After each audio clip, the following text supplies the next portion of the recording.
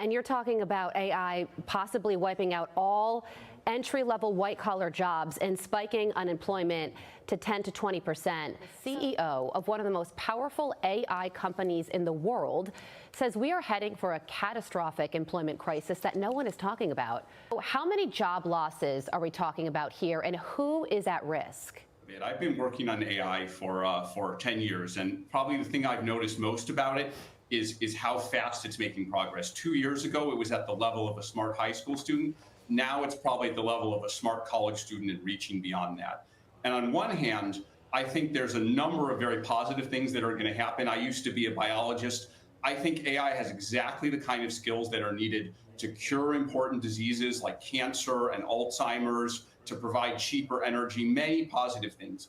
But exactly those same kind of skills, things like summarizing a document, brainstorming, putting together a financial report, makes me worry a lot that entry-level jobs in areas like finance, consulting, tech, many other areas like that, entry-level white-collar work, I worry that those things are going to be first augmented, but before long replaced by AI systems, and that we may indeed.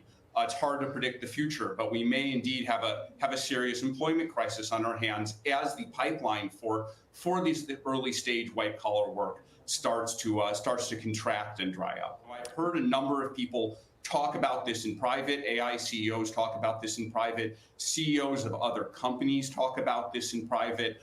And I really felt that the message that this is happening hasn't been getting out to ordinary people, hasn't been getting out to our legislators, our Congress people either. And so I felt I needed to speak up on the record. I do think that this is something we can prevent this, but we need to act now. I don't think we can stop the AI bus. I do think we may have an opportunity to steer it.